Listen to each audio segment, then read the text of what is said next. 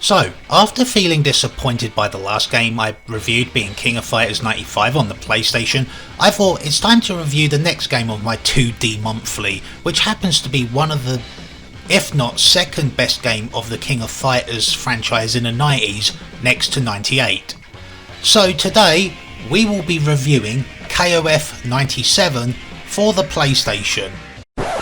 Oi, Saku, I noticed you skipped out on King of Fighters 94 when reviewing 95, and I see you're reviewing 97 while skipping 96. What gives? Well, I review what I have in my collection that came out of my own pockets. I would like to review the others, but here is the thing, if I don't have them, I can't review them, and since 94 was not released on the PlayStation, only SNK hardware to be exact at the time, I can only, like I say, review what was officially released on the PlayStation. Now, if I can get hold of 96, 98 and 99 for the system, I will be happy as a pig in shit. Let's review, shall we? So yeah, King of Fighters 97 is the fourth game of the King of Fighters series, released in 1997 on hardware such as Neo Geo MVS, Neo Geo AES, Neo Geo CD, PlayStation and Sega Saturn, with a lot of ports I will mention later on.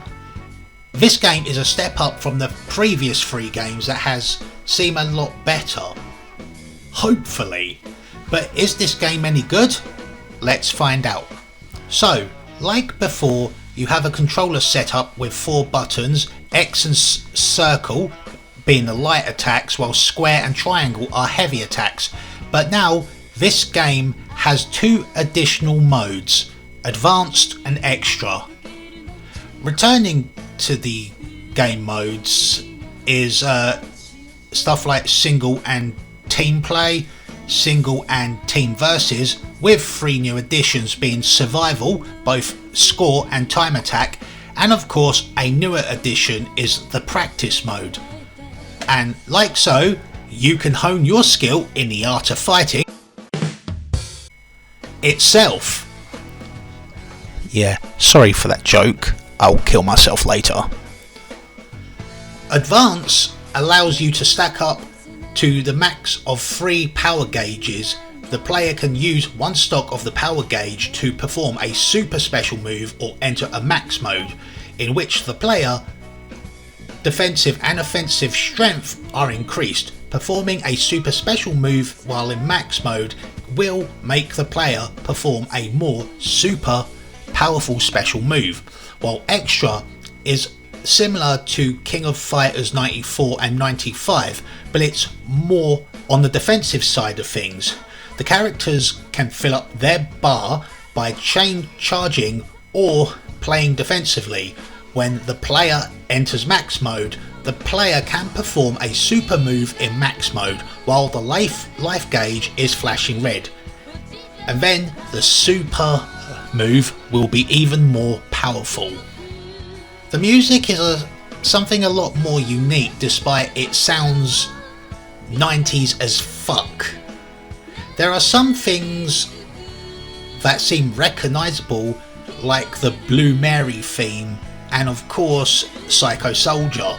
I recognise those themes, but in this game not so much with others, despite the soundtrack is actually pretty good. I mean, I like it. Like always, there's a roster that has characters that's returned from previous games that appear from SNK games like Ikari Warriors, Fatal Fury, Psycho Soldier, you get the idea, with additional characters such as Ryuji Yamazaki and Blue Mary from the Fatal Fury series.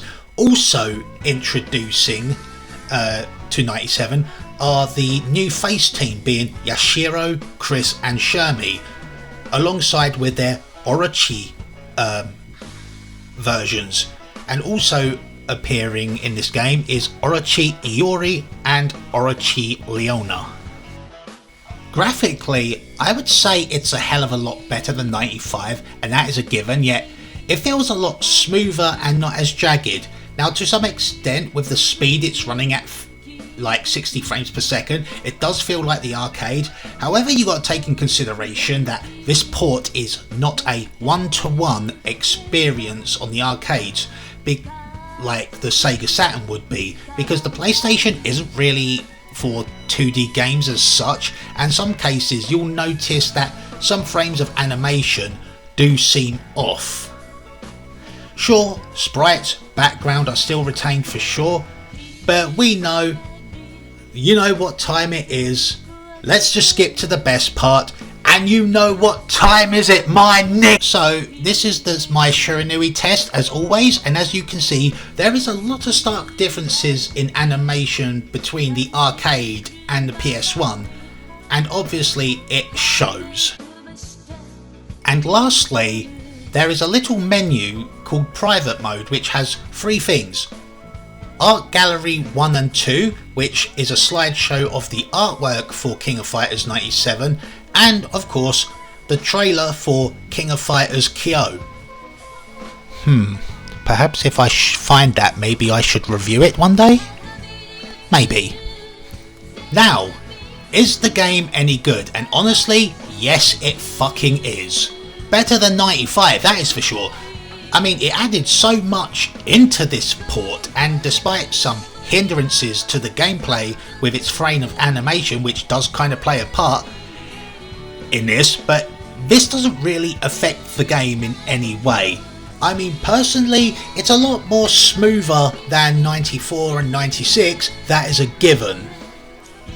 But however, there will be one instance where I will say that this instances that kind of annoy me about this game is the fact that there are loading times that can take time to load in, which again, I understand, being a 2D fighter on a PlayStation, it has to take time to dedicate itself to load in the fighters, the backgrounds, the music, you name it.